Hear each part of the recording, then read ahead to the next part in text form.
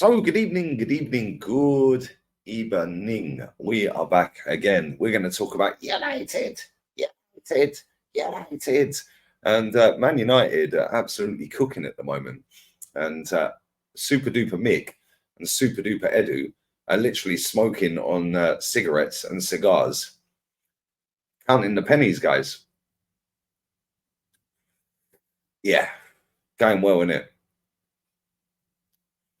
Anyway, do smash the like button. Do subscribe to the channel. And make sure you are sharing the content around. Leave your comments down below. I do appreciate each and every one of you. I will be back again on here tomorrow. Not sure what time because I'm on with Rants on the main channel. Well, actually, it's on his channel tomorrow at midday UK time.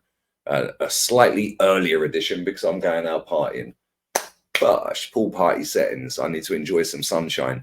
And I haven't seen much of that doing all the streams that I've been doing over the summer for the Euros and the Copper. And bless up to everyone who logged in. But Manchester United have signed Joshua Zirkzee. That's a done deal. A done deal is now a complete deal. A complete deal is a done deal, but a done deal is not a complete. Make it make sense, guys. Whatever. Either way, Joshua Zirkzee is now a Man United player. And do you know what's funny about that? They actually paid over the release clause by 2 million quid or 2 million euros. So they could structure the payment rather than paying it in one go. Funny how Man United stroll straight up to Bologna and go, right, we want him. We're not going to pay that. We're going to pay 2 million more. This is the terms. Can we have him? Yeah, sweet. He's then on a flight the next day, bish, bash, bosh, and signs for Man United. Man United then agree personal terms with Leny Yoro. Now, I don't watch League 1. However, he has got an extremely exotic name and a funky barnet. So obviously, all the Man United fans that don't watch League 1 as well will now instantly fall in love with him because that's what these football fans do these days. If they've got an exotic name, got a nice haircut, straight away it's a win. Doesn't matter whether they've watched him or not, because what they'll do is they'll just go on Twitter, find some little highlights reels and go, yep, he's going to be a top player. Now, he may or may not be a top player, the same as Joshua Zirkzee. I ain't watched either of them leagues. I think I've watched 2 Bologna games last season, and that's about it. I've watched no League 1 apart from PSG and Marseille, and even then it was limited to a couple of games. I've got no interest in them leagues, if I'm honest. But one thing I will say here, I've seen a lot of people getting overly gassed. I've seen a lot of people going the opposite way with both of these signings. Oh, you've overpaid for an 18-year-old. You've overpaid for this when you paid for Højlund last season. Okay, cool. That's all well and good. That's great. That's fantastic. That's spiffing. Super smashing great. However, one thing I will say here is now they've agreed pretty much on a deal. It's there or thereabouts for Ugarte. Again, another player. Oh, but he's rubbish. Yeah, he's rubbish. He's rubbish because that's what rival fans do because they're super sensitive about everything that other clubs do. However, I am a football fan. Hence why I'm sat in a Columbia shirt. Bless up Northside and his wifey for sending me the Columbia shirt. And obviously we've got one of the G's, bruv, one of the goats, you know what I'm saying? One of the old school G's. But anyway, so they've signed Joshua Zirkzee. They've signed Leny Yoro. They've signed there or thereabouts. It will be done probably by the end of this week. I'd say latest, probably early next week. Ugarte as well. Now, whether you rate these players or not is kind of irrelevant because let's be real, these are farmers' leagues. And obviously nobody watches the farmers' leagues. So all of the people that are saying these players are rubbish, oh, they're crap. Well, you don't watch the league anyway, so how do you know?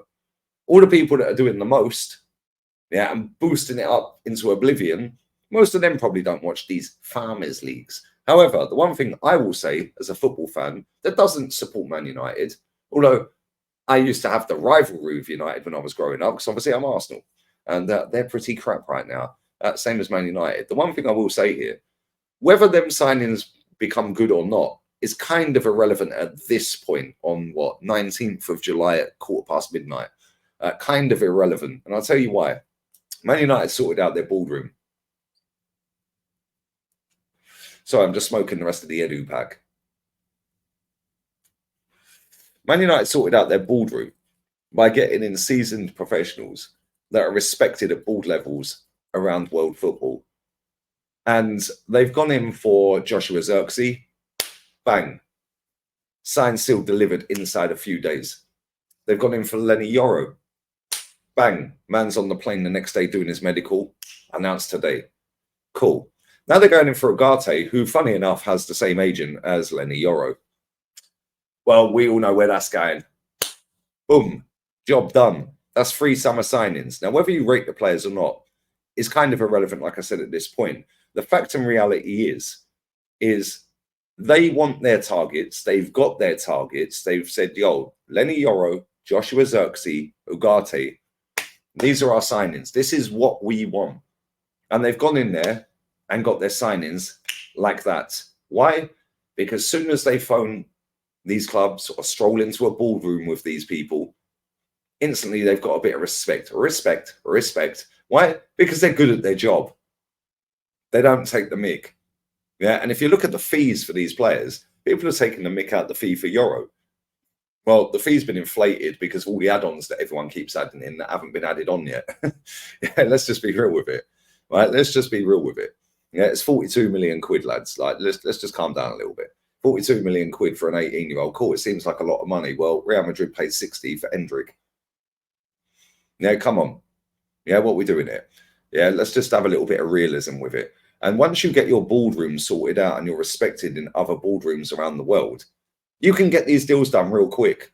Because, oh, yeah, he's got my respect. Yep, he's got my respect. Oh, I've worked with that agent before. Yep, we've done business with them. Cool. We know they're no BS. We know they're just going to stroll in and we're going to thrash the deal out in a few hours, maybe a day, and boom, it's done. Whereas when you look at other clubs, i.e. Liverpool, Arsenal, we'll forget Man City for a second. I'll come back to them in a minute. But Arsenal and Liverpool, they're not respected. They're not respected anywhere around the world. Can you imagine Edu rocking up in a boardroom? Yeah. Oh, but we've got Edwards back. We've got Edwards back. Yeah, but you ain't got Klopp there anymore, mate. So the pool is half of what it was because a lot of players were going there to play for Klopp. Now they're going to play for Slotty, Arnie. Yeah, he may or may not be good. Again, we do not know. When it comes to Man City, well, we know Man City are Man City. Whether you can sit there and take the piss out the 115 because that's a coping mechanism for you or not is irrelevant. Man City get stuff done. If they want a player, most of the time they get the player. I'd say maybe 80% of the time they get the player. Unless the club are valuing the player way over the odds and then they go, we'll leave it, mate. Yeah, you keep it. Yeah, you keep it. Yeah, you have that player, mate. Harry Maguire, Virgil van Dijk. Yeah, who else was there? Declan Rice. There's been a few others along the way that they didn't want to overpay for in their estimation of the player and price of the player. Now I look at Man United. When we know Man City are going to go and do business, it wouldn't surprise me if Dani Olmo and Bruno Guimaraes rock up there in their suite and they're going to do another league, 5 in a row, which, let's be real, they probably will. Yeah, even if they don't go and sign anyone, they got a top manager and they got top players. However, when I look at Man United, I look at it and I go, right, the Glazers are useless. We know that. They got Sir Jim Radcliffe walked in there. Yeah, and it started off pretty slow, but then we started seeing Ashworth. They got Ashworth reported 20 million. No, it ended up being about 3 million, which is less than Newcastle got him for, by the way. Yeah, okay. Well, anyway, they got Barada, they got Ashworth, they got Wilcox. They're sorted.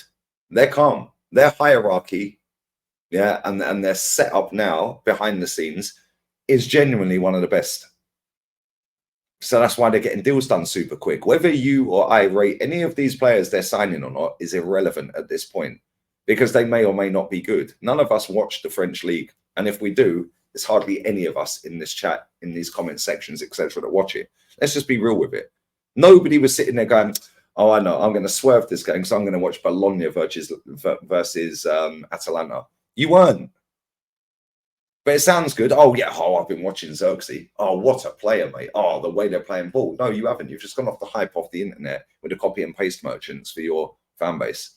Yeah, that put out a little, oh my God, Joshua Zirkzee scores his 29th billionth goal this season. What a finish. So you're going off of the copy and paste merchants and building up a hype train. Yeah, I'm seeing this in the Arsenal fan base with Calafiori. Nobody watches Bologna, bruv. Yeah, let's just be real with it. Let's just deep it. It's a farmers league. That's what I keep getting told. So if you're not into farmers leagues, why would you be watching these players? You wouldn't, would you? Because you'd be wasting your time because it's a farmers league. Yeah. So let's stop chatting crap. The reason Man United are getting their deals done, whether you and I rate the players or not, nobody cares. They've got their top targets already in the bag, and we're on the 19th of July. They've got their 2 top targets. They're about to get their 3rd top target. Mason Greenwood's gone. I think, what's his name? Casemiro will be going. They're going to probably get rid of Scott McTominay. Yeah, Wan-Bissaka's likely to be leaving. Dalot may be leaving. Yeah, and all of these things are happening super quick. Why? Because the people they've put in these positions, Jim Ratcliffe's put in these positions, know what they're doing. Whereas when you look at some of these other clubs in the Premier League that are so-called big clubs, they're only big in terms of mouth on the internet from fragile football fans. Yeah, they're just like, oh, you're in the mud. You're in the mud. Oh, yeah, he's rubbish. Oh, you've overpaid for it. Mate, these people have got the mental age of a 5-year-old. Yeah, the brain capacity of an amoeba. Born in deficit, born buffering. Yeah. How about keep it zipped? Yeah, and demand your club to go and do better. Because if your club hasn't signed anybody or your club is lagging behind a little bit, then maybe you should raise the bar for your club rather than belittling other clubs for actually going and getting their main targets and getting them quick. Yeah. And listen, this ain't trying to blow smoke up Man United fans' asses. Pause. However, yeah, when I look at the boardroom at Arsenal, and I'm going to drop a video in a minute on the other channel as well, the main channel, the Arsenal channel, and drop a video on there because Arsenal are doomed this season. Yeah, and I've been right about maybe 75 to 85% of things I've said on Arsenal since I've had that other channel, which is what, about 6 years. Been pretty much spot on. Why? Because when you can see what's coming, yeah, you can predict it. Yeah, when you know what's going to happen, it's not hard to predict the future because you've seen it a billion times before. Man United have been in the mud for a long time since Fergie's left. Yeah, the Glazers just taking money out of the club left, right, and centre. Now they've got somebody in that actually knows what he's doing. Maybe. However, what he has done is the best thing that could have happened to Man United. Sort that boardroom out. Get rid of all the idiots like Woodward and that.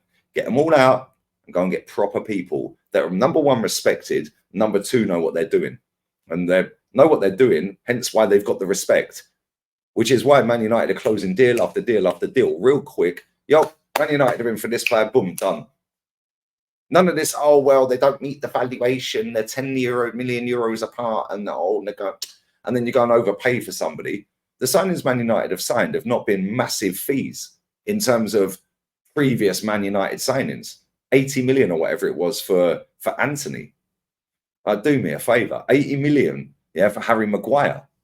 Yeah, now, if you look at the players they're signing, they're not the massive fee. Why?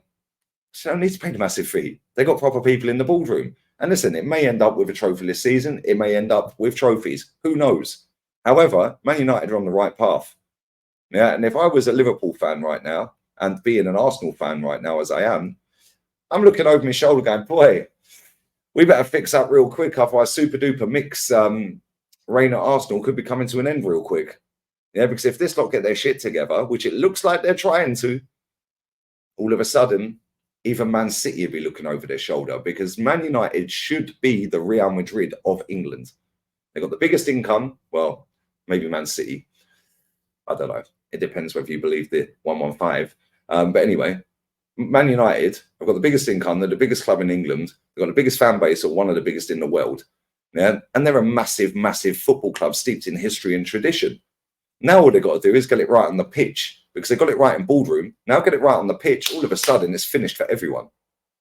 I've been saying this for a few years now. If Man United get their act together, even Man City are in problems. But oh, you're just twerking for rivals. Shut up. I'm a football fan, and I look at it logically. Man United are acting how they should be acting, like a big club. Let me know your thoughts on that. Obviously, they have got rid of Mason Greenwood. 30 million. That's straight back in.